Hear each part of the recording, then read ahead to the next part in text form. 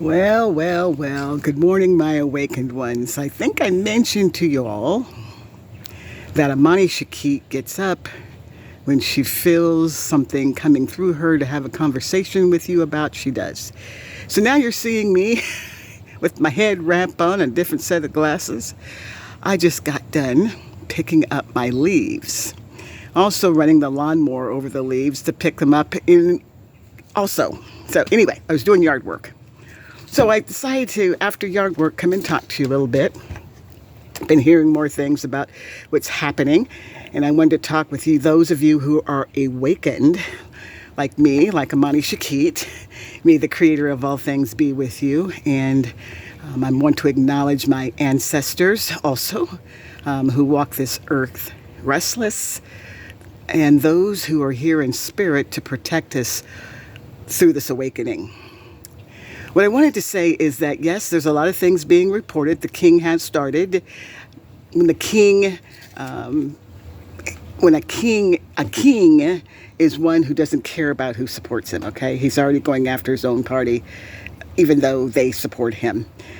You probably heard about the recess appointments. Even though his party would support him, the Senate would, he doesn't want them to even weigh in on his decisions, even though they would back him all the way. But that would look like collaboration, and kings don't collaborate. They just say what they want to do. So the king is already appointing several really racist white men back into his cabinet. And these men, by the way, you'll probably, when you start hearing the names, these men have been involved in scandal. Ethics scandal, okay? Those are the people he's putting back into his cabinet. And one of the things you'll also hear is that he's not signing those transition papers because he would have to pledge that his people and him would abide by ethical laws and behavior. And also the donors too. If anybody wants to donate to the transition, they can't donate more than $5,000. And they have to identify who they are. So he's getting donations right now, but he doesn't want to sign the pledge because his people are unethical. He is unethical. Remember, he's a felon. And the people that are donating, who he does not have to tell you that's donating to him, are the dictators. North Korea, Russia, Hungary, Turkey, those places. So wherever there's a dictator who's bribing him right now, they don't have to share who they are. This has happened before. So just wanted to let you know, those are the things that are happening, and people are trying to get that information out pretty quickly because the king will come in 2025 and try to shut people down. But I'm going to tell you something right now. There are movements afoot. One is called Indivisible.org. You might want to look them up. They're across the country. I guess Georgia is really mobilizing, but there's a lot of groups that are mobilizing on their own as independent people because, as you know, Trump will have the authority to target nonprofits that they disagree with. Like, for example, ACLU is in trouble. The Southern Poverty Leadership Conference is in trouble. Black Lives Matter is in trouble. A lot of nonprofits that support progressiveness, democracy, those kind of organizations, under the guise of their terrorist organization, which is pretty funny because that guy committed treason. But hey, he's getting away with it, and all of his people have too. So the awakening is moving forward now because people all of a sudden are awake. They're awake and saying, what the hell did we frickin' do? Okay, what did we do? We actually either closed our eyes to the obvious, which the election was rigged, people. It was rigged. Anytime that far right, I'm not even talking about Lincoln Republicans, I'm talking about the other group that is no longer the Republican Party. Anytime that group can get elected into the House and Senate and control both in this climate where they're spewing a lot of hate rhetoric, you know it's rigged. And what's also happening right now, the people that supported them like you Latino men, for example. Many of them are afraid now because those in neighborhoods whose kids were playing with the white kid across the street, they're no longer allowed to play with the white kid across the street. Because the white people are saying, in families, this is being reported, that you can no longer be with our kids. And they're saying things like, but we backed you or supported you. I will say this and say it again. When it comes to that particular party, okay, they will invite you to the voter booth to vote for them, but you're not invited to the party. Okay? And I've said this to a black person who is a so-called Republican. This black person is broke, got no money, been to jail, you know, one of those racial profiling, cops come after you because you're a black male, voted Republican. And I asked him why he was Republican. He said because he would be able to get some benefit out of being Republican. That's not true. I said, you're too broke to be a Republican. That's number one. You don't have any money. You have nothing but a vote. But you can't go to their party. If they're having a party and saying, welcome so-and-so, you're not invited. You don't have enough money. They don't even want to invite the Republicans that have money, okay? Because right now, as you're seeing people going into the cabinet, they're old, narcissistic, racist, sexist, old white men. That's what the cabinet looks like so far. Pretty soon they'll have a token woman, you know, somebody that's cute that they can play around with when she's on the plane. I'm being serious, and they know I'm being serious about this. So what can we do about it? Many people are just like, okay, God, people are just giving us all this bad news, but what are we going to do about it?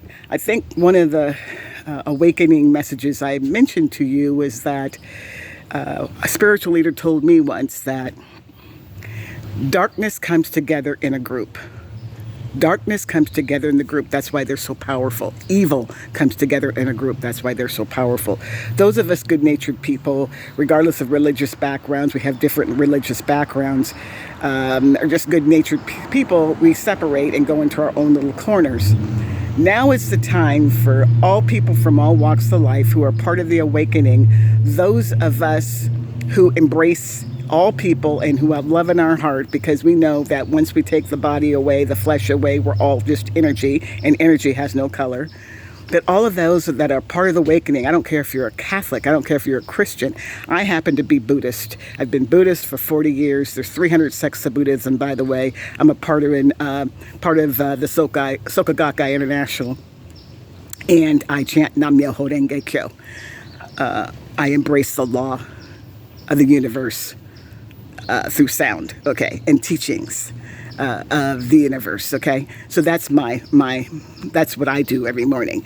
And for those of you who are Christians, and I'm talking about the Christians who follow the Jesus that has hair of sheep's wool and skin of bronze, that Jesus Christ. That's the Jesus Christ they talk about in the Bible, the true Bible. My mother was a Methodist, African Methodist. She was part of the AME movement. So she used to always tell me that Jesus had a skin of bronze and hair of sheep's wool. He's not the white guy or hippie that you see in white churches. If those are the evangelicals, if that's the group, we're not going to get any help from them.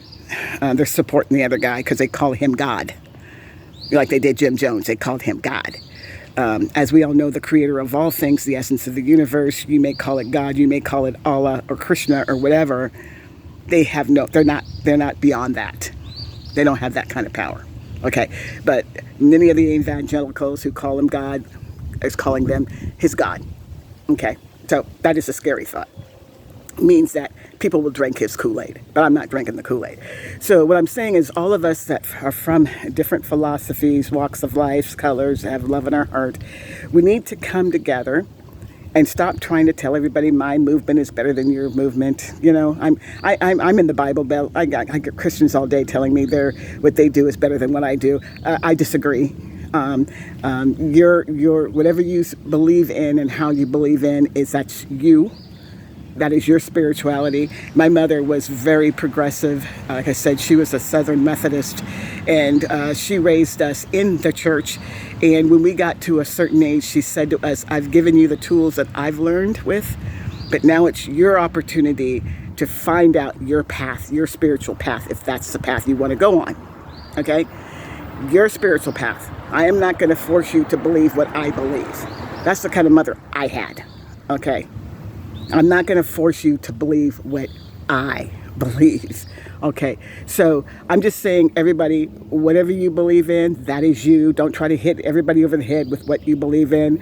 I told you what I believe in. Well, I'm saying, those of us who come here and listen to me today as Amani Shakit, please come together as one.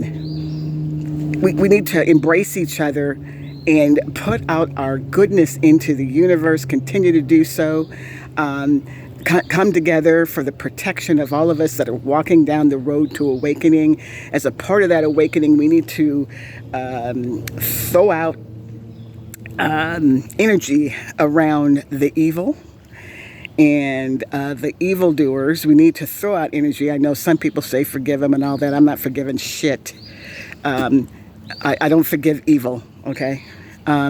So what we need to do is we need to put energy around them where they will either wake up, become enlightened, or become refreshed. Their minds will change from that evilness to the goodness, okay? If not, they will cease to exist. That's how I'll put it out in the universe. That's how I pray. They will cease to exist. Evil will, as a power, and I'm not saying, because, we have a balance in the universe. I truly believe that good and evil, there's a balance, right? If we were all walking around goody two-shoes, this wouldn't be Earth, right? We'd be on to a different planet or a different plane or a different journey, okay, or spiritual journey. We wouldn't be on this planet. But I'm talking about the evil that is so powerful that it's oppressing the good and those of us with the light. Okay, that's what I'm talking about. So they